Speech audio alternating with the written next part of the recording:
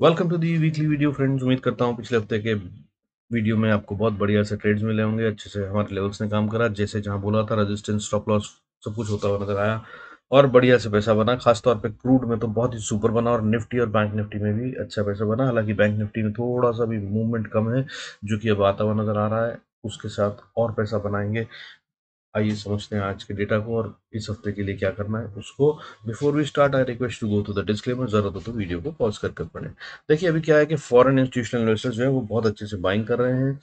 अच्छा लग रहा है, लेकिन ये हमेशा से सेल कर रहे थे। अगर अभी तक हम बात करें इनके ट्रैक रिकॉर्ड की, तो 2021 और 22 में 3,71,000 करोड़ से ज़्यादा का 3,71,000 करोड़ से ज़्यादा का माल बेच चुके हैं और ये पैसा आने में 14-15 साल लगे थे इंडिया में, जिसको ये निकाल चुके हैं। उसके बाद अगर सिर्फ इसी साल की बात करूँ 2023 की जनवरी से अभी तक, तो ये अभी तक 31,567 करोड़ का माल बेच चुके हैं। अब अच्छी बात क्या है, हमारी मार्केट गिर नहीं रही है, ऊपर जा रही है। मैं बार बार कह रहा हूँ, और उसका कारण ये है कि इसके लिए डोमेस्टिक इंस्टीट्यूशनल इन्वेस्टर घरेलू वाले जो हैं वो बाइंग कर रहे हैं।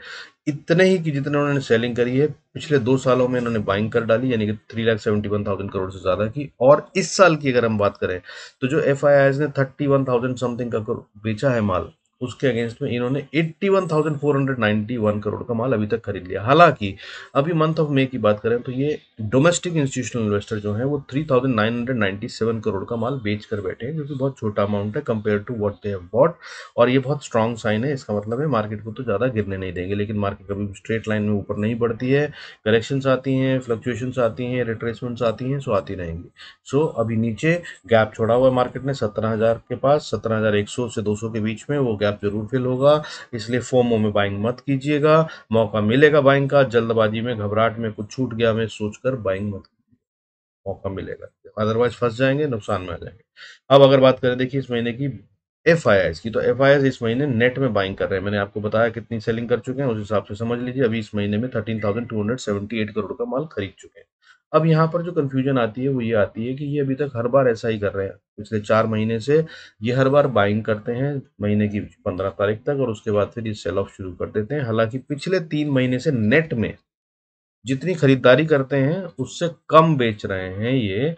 तो अगर हम बात करें मार्च महीने की, तो एफ ने करीब 2,000 करोड़ का माल, 1997 करोड़ का, उसके बाद अप्रैल में 5,711 करोड़ का माल और खरीदा था जो नेट में था। हालांकि अभी जैसे 13,000 करोड़ का माल खरीद रखा है इन्होंने, इसमें से कितना बेचेंगे अगर बेचने पे आए, तो अगर 2-3 हजार करोड़ भी पॉजिटिव में लेते हैं तो नेट में इनका पॉजिटिव बढ़ रहा है, ये दिख रहा है, और पिछले 3 महीने से बढ़ रहा है। तो क्या अब इस बार फिर से 15 तारीख के बाद ये शुरू कर देंगे सेलिंग?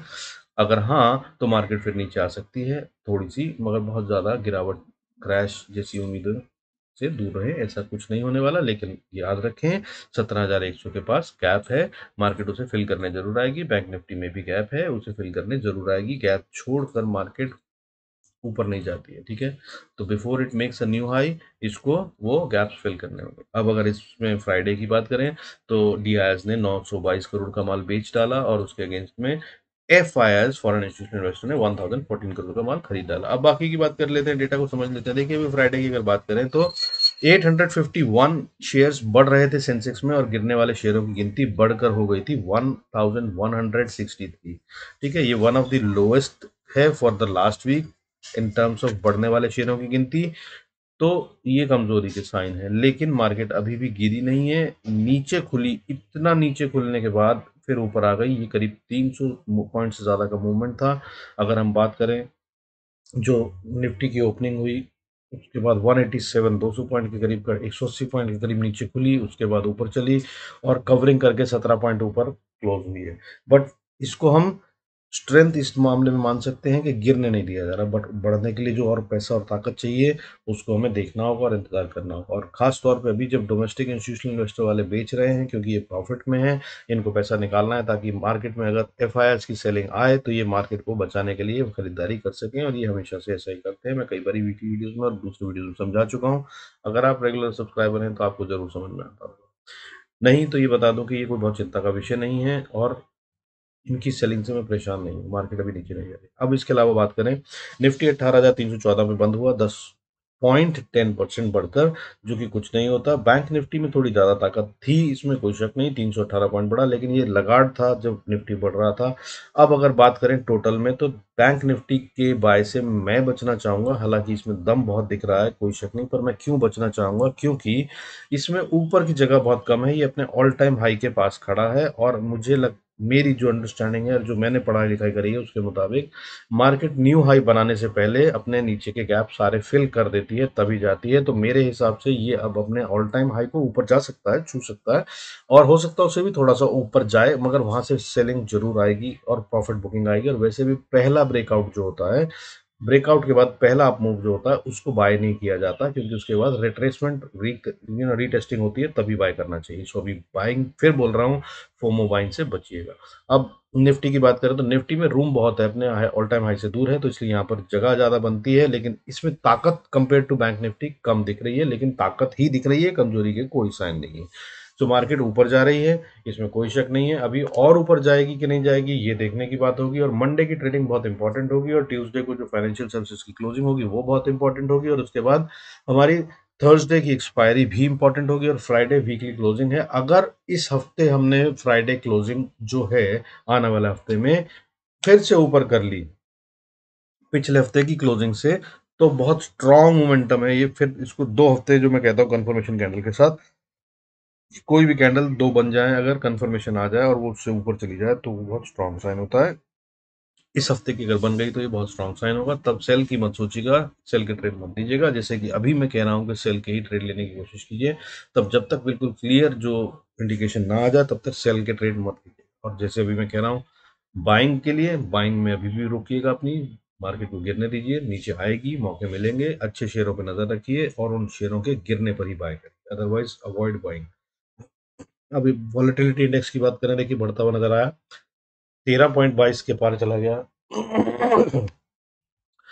और अभी 11 से नीचे चल रहा था लगातार, तो ये वॉलेटिलिटी को बढ़ता हुआ इंडिकेट कर रहा है, इसमें कोई शक नहीं। हालांकि फ्राइडे को ये नीचे गिरकर बंद हुआ है, कूल ऑफ हो रहा था, और इसका मतलब ये होता है कि वॉलेटिलिटी कम हो रही है, मार्केट अभी और ऊपर जाती हुई नजर आ सकती है, क्योंकि जिस डायरेक्शन में मार्केट चल रही है, अगर उसी में अगर विक्स नीचे आता है तो इसका मतलब ये होता है कि उसमें बहुत स्ट्रेंथ है, और अभी वो और थोड़ी देर तक कंटिन्यू हो सकता है। सो बी देयर, बी स्ट्रॉन्ग, बड़े बड़े ट्रेड लेकर बड़े प्रॉफिट के चक्कर में ना रहें, अनलेस ये गिरने का साइन दिखाए, क्योंकि ये ऊपर बढ़ी तो नीचे जरूर गिर सकती है, और अभी ताकत दिखा रही है इसलिए बढ़ेगी, तो अभी बाय के ट्रेड लें, लेकिन छोटे प्रॉफिट निकालें, और जब ये गिरने का साइन दे तो आप इस हफ्ते के लिए बड़ा वाला ट्रेड फॉर सेल का भी खरीद सकते हैं। बाकी जो चेंज होगा वो वीकली डेली वीडियो में बताता हूँ, वो आप कभी भी सुन सकते हैं, बाकी टेलीग्राम में भी आ सकते हैं, अगर आपको वहां पर ठीक लगेगा तो मैं जो भी लाइव में डेटा चेंज होता है वो भी बताता हूँ। अब बाकी सेक्टर्स की बात करते रहे कि फ्राइडे को जो था, auto banks, financial services, consumption में और पीएसयू बैंक्स में काफ़ी ताकत दिख रही थी, एफएमसीजी भी बढ़ता हुआ नजर आ रहा था।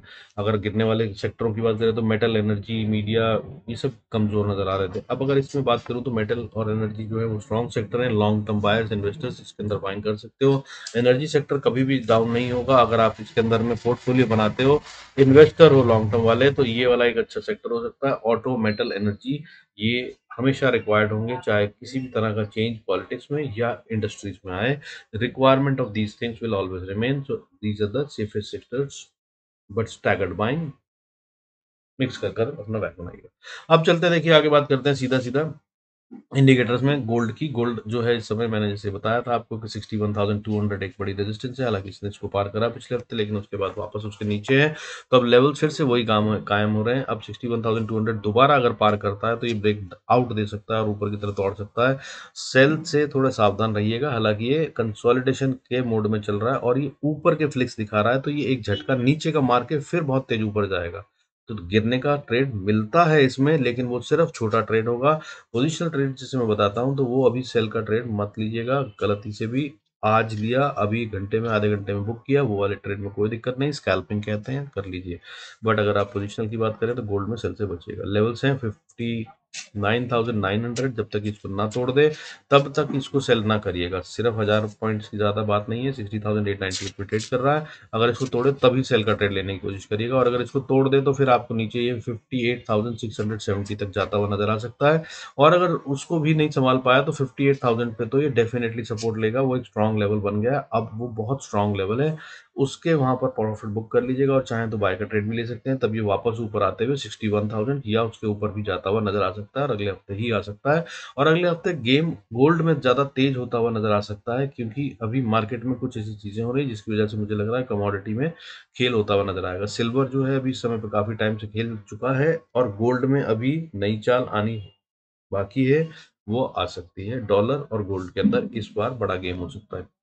अब अगर बात करें सिल्वर की, देखिए सिल्वर इस समय 0.96% फ्राइडे को गिरकर बंद हुआ है, 73,100 पे ट्रेड कर रहा है। इसके लेवल अभी भी कायम है, मैंने बता रखा है। ऊपर में 78,850 और नीचे में 71,900। पिछले वीकली वीडियो में आप लेवल्स देख सकते हैं, मैंने सारे दिए हैं, इसमें कोई चेंज नहीं है।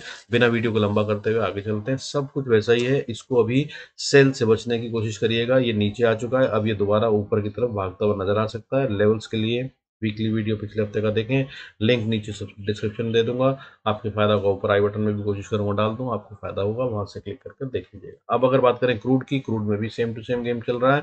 5,774 पर ट्रेड कर रहा है। 6490 का जो लेवल है ये इसके लिए क्रूशियल लेवल है। इसको ये जब तक पार ना करे तब तक इसमें सेल के ही ट्रेड ढूंढें। हालांकि मुझे अभी ये 5,950 से भी ऊपर जाता हुआ नजर नहीं आ रहा है। जब ये उसके पास पहुंचे तो आप सेल के ट्रेड स्टॉप लॉस के साथ ले सकते हैं। नीचे में ये 5500 को टेस्ट करता हुआ नजर आ सकता है, लेकिन सेफ में अगर सबसे बोलूं पहले तो 5800 के ऊपर ही ये दिक्कत खा रहा है। अब ये 5800 को भी पार करेगा, इसका भी डाउट है। मतलब सेल के ही ट्रेड ढूंढने हैं। लेवल्स मैंने आपको बता दिया, और अगर इससे ज़्यादा समझना हो तो पिछले वीक का वीडियो भी देख लीजिएगा, वहां पर मैंने जो लेवल्स बताए हैं वही अभी भी कायम है, बहुत ज़्यादा चेंज नहीं आया और गेम इसमें सेल का ही है। अब अगर बात करें इसके अलावा यूएस डॉलर की, इस पे मैं आपको इलेबोरेशन दे देता हूँ। देखिए इलेबोरेशन ये है कि जब तक ये 82.30 के नीचे है तब तक ये मार्केट को सपोर्ट दे रहा है, और अब ये फिर से जो मैंने अभी तक कहा कमजोरी आ रही है वो सब साइन, ये वहां से बढ़ते हुए 81 पॉइंट समथिंग 80 से, पिछले हफ्ते 81.80 पे ट्रेड कर रहा था फ्राइडे को, वहां से बढ़कर अब ये 82.23 पे आ चुका है। और अगर ये अब 10 पैसे और बढ़ता है, 10 पैसे भी नहीं, इनफैक्ट 7 पैसे की बात रह गई है, 82.30 के पार चला जाता है तो फिर जो ये सपोर्ट दे रहा है मार्केट को वो सपोर्ट खत्म हो जाएगी। हालांकि ग्लोबल में आईटी के अंदर दम आ रहा है, डाउ जोन्स में जो आईटी के अंदर ताकत आ रही है उसके तहत में आईटी शेयर्स इसकी कमी को पूरा कर सकते हैं। बट अभी तक जो मेन फैक्टर मूव करता हुआ नजर आएगा, अगर आप मेरे वीडियोस देखते हैं रोज समझाता हूँ, इस समय पे यूएस डॉलर और वॉलेटिलिटी इंडेक्स है, जिसकी वजह से मार्केट में घुमाव और ऊपर नीचे हो रहा है। आने वाले हफ्ते में शायद आईटी ऊपर उभर के आए, डाउ की ग्लोबल संकेतों की वजह से कह रहा हूं, बट अभी इस पे नजर रखिएगा। और उनके आने के बाद भी अगर 82.30 के पार चला जाता है तो ये मार्केट को हिट देना शुरू कर देगा, बजाय इसके कि सपोर्ट दे, तो इस पे नजर रखिएगा। और अगर कहीं 83.36 के ऊपर चला गया तब मार्केट में एक बड़ी गिरावट आ सकती है, तब 17,000 तो डेफिनेटली छू लेंगे, और अगर नहीं रुके तो 15,000 तक भी जाने की स्कोप हो सकता है मार्केट में, बट वो जब होगा तब की बात करेंगे। बट नजर डॉलर पे रखिएगा। अब अगर बात करें क्रिटिकल लेवल्स की, तो निफ्टी के अंदर अगर हम बात करें तो 18,200 पे नजर रखिए। इनफैक्ट 18,250 है, but to be on safer side 18,200 जब तक ना टूटे बड़े वाले सेल के ट्रेड भी मत लीजिएगा। और ऊपर की बात करूं तो 18,350 के पार जाकर ही जब तक ट्रेड करें तब तक ही बाय के ट्रेड लीजिएगा। उसके अगर नीचे ट्रेड कर रहा है तो स्कैल्पिंग में ही ये कौन रखिएगा। बाकी अगर बैंक निफ्टी की बात करें तो देखिए इसने बहुत अच्छे से रेजिस्टेंस को तोड़ दिया, 43,550 पे नजर रखी है अभी, दैट इज इंपॉर्टेंट, और अगले हफ्ते बार बार ये इसके ऊपर नीचे करता हुआ नजर आ सकता है। अब चलते हैं कहाँ एंट्री, कौन से इंपॉर्टेंट लेवल और क्या है एग्जिट और स्टॉप लॉस के लेवल्स, कहाँ पे गेम बना है वो सब चार्ट पे जैसे मैं समझाता हूँ। Before we do that I request to go to the disclaimer, जरूरत हो तो वीडियो को पॉज करते पड़े।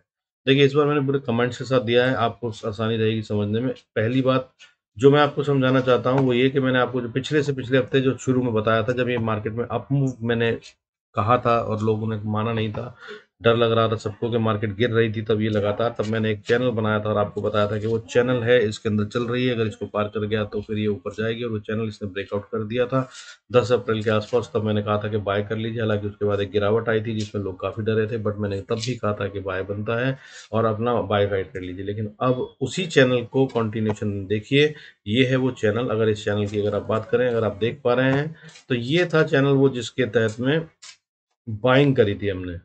अब वो बाइंग जो है,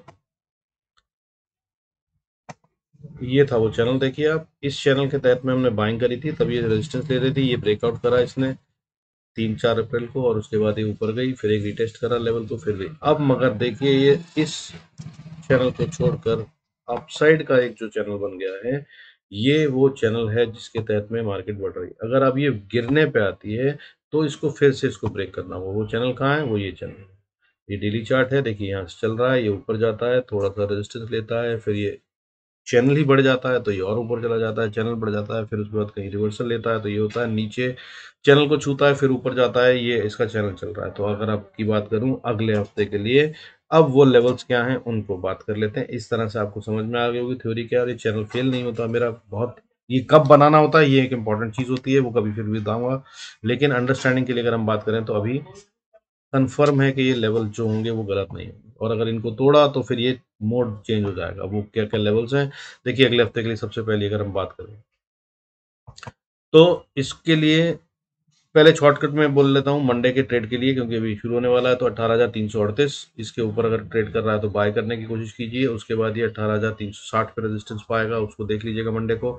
और अगर उसके पार जाना है तो फिर 18,400 का लेवल बहुत इंपॉर्टेंट हो जाता है। उसके पार जाता हुआ निफ्टी अभी फिलहाल दिख नहीं रहा है, ठीक है? और अगर इसको पार कर लेता है तो अच्छे लेवल्स हो सकते हैं, तब 18,476 और उसके बाद 18,700 और 18,900 तक अगले हफ्ते मार्केट जाती हुई दिख सकती है। बट अब एक-एक करके लेवल्स को बात कर लेते हैं। मैं आपको बता दूँ, अभी इस समय निफ्टी जो है वो ट्रेड कर रहा है जहाँ पर वो well above the by area है, जहाँ से बाइंग में ताकत आ रही है। यानी कि बीयर्स ने जो अटेम्प्ट करे थे गिराने के, वो वहाँ पर मार्केट उनके लेवल से ऊपर है, जहाँ तक वो धक्का दे पाए नीचे उससे ऊपर है। तो वो लेवल क्या है उसको नोट कर लीजिए, 18,272 के नीचे, 260 के नीचे ही सोचिएगा सेल की, उससे पहले मत सोचिएगा। हालाँकि मैंने आपको बोला to be on safer side 200 का सोचिएगा, क्योंकि किसी दिन झटका मार के नीचे आ सकती है, ठीक है? और बाय अगर करना है तो इसके ऊपर करना है, इसके ऊपर फिर जो अगले लेवल्स बनते हैं अगले पूरे हफ्ते के लिए बता रहा हूँ, वो 18,392, 18,476, उसके बाद 18,713, 713, 737 का एरिया है, जो एक स्ट्रॉन्ग रेजिस्टेंस बनेगा अगले हफ्ते भी अगर हम वहां तक पहुंचते हैं तो, ठीक है? इसके पार मुझे अगले हफ्ते निफ्टी जाता हुआ नजर नहीं आ रहा है। यहाँ से इसको रिवर्सल लेना है या फिर साइडवेज होकर कंसोलिडेशन करना है। हालांकि अगर इसके ऊपर जाता है तो फिर ये ऑल टाइम हाई तक पहुंच जाएगा। ऑल टाइम हाई जो है वो 18,900 के पास है, वहां से ये फिर वापस रिवर्सल लेता नजर आएगा। इतना दम अगले हफ्ते नहीं हो सकता कि 18,900 के पार चला जाए, ऐसा दिख रहा है। और अब नीचे की बात कर लेते हैं। अगर नीचे आना है तो नीचे में फिर से वही 18,270 का इंपॉर्टेंट लेवल, नीचे सबसे पहले जो छोटी सी इंपॉर्टेंट सपोर्ट बनती है वो 200 बनती है। मेरे हिसाब से ये नहीं टूटनी चाहिए अगर इसको ऊपर जाना है तो। और अगर इसको तोड़ दिया तो फिर अगली सपोर्ट जो बनती है वो प्रीवियस वीक का लो बनता है। प्रीवियस वीक का लो जो बनता है वो 18,95-90 के आसपास है। इसको जब तक ना तोड़ दे तब तक कमजोरी नहीं है। हालांकि जो लॉन्ग टर्म से मैं बताता आ रहा हूँ इंपॉर्टेंट सपोर्ट है वो 18,030 के आसपास बनती है।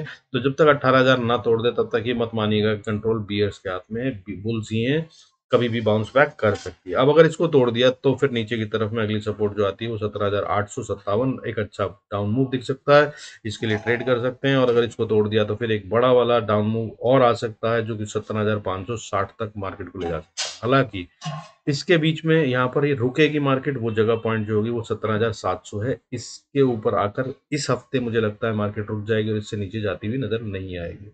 हालांकि अगर लेवल चलते रहे और हफ्ता गलत निकला नीचे की तरफ तो falls are always sharper, steeper and faster.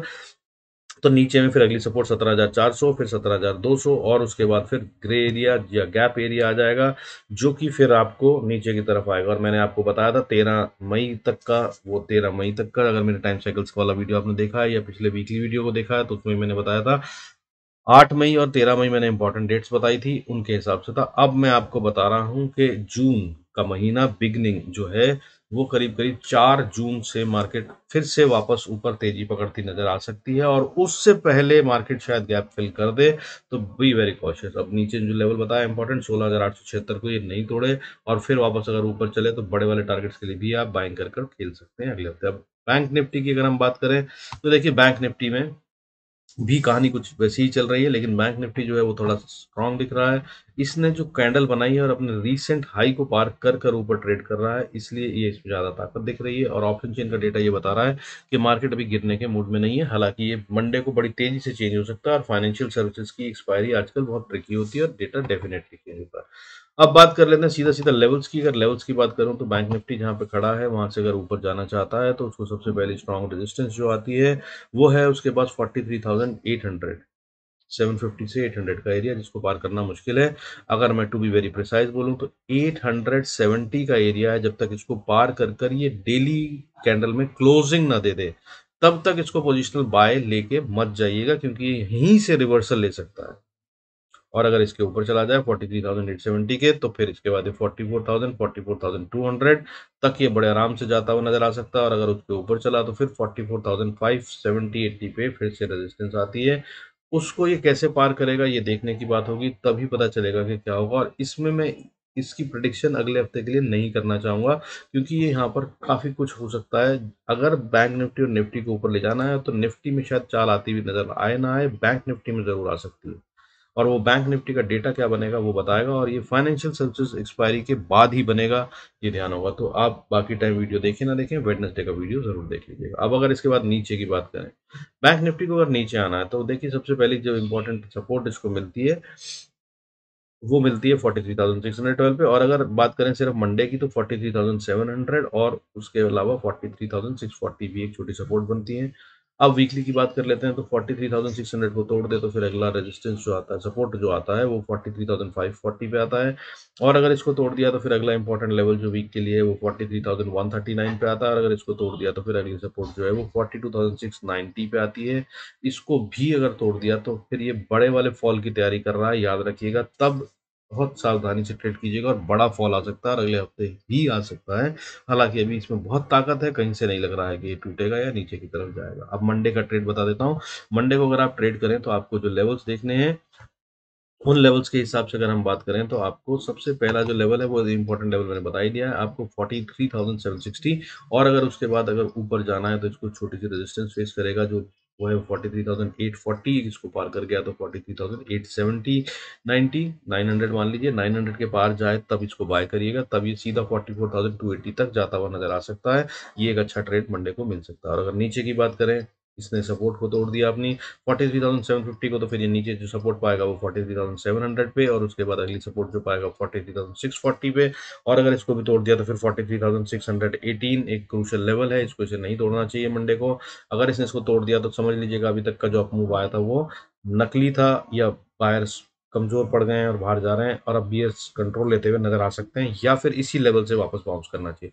और अगर इसने 43,600 को तोड़ दिया तो अगली सपोर्ट जो है वो 43,550 के आसपास। और अगर इसको तोड़ दिया तो फिर 560 के आसपास। और अगर इसको तोड़ दिया तो फिर 43,440 का इंपॉर्टेंट एरिया आ जाएगा। इसके नीचे फिर से another important crucial level, bank Nifty को इसे ब्रेक नहीं करना चाहिए। और अगर इसको करा तो फिर और गिरावट आ सकती है। उसके लिए टेलीग्राम पर जुड़ जाएगा, मैं आपको अगर जरूरत होगी तो वहां दे दूंगा। हालांकि मुझे मंडे को इससे ज्यादा नीचे जाता हुआ नजर नहीं आ रहा अभी फिलहाल, बट वीकली लेवल जो बताए हैं उन पे आप काम कर सकते हैं, वो अकॉर्डिंगली उसके तहत में आप ट्रेड को कंटिन्यू कर सकते हैं, अपने स्टॉप लॉस को ट्रेड करते हैं। With this I conclude this video. Thanks so much for staying connected. God bless us all. See you in next video, and my apologies for the delay in the video. थोड़ा सा problem हो गया था, बेटी की तबीयत खराब थी, because of which I was not able to do it. Please forgive me. Thank you so much.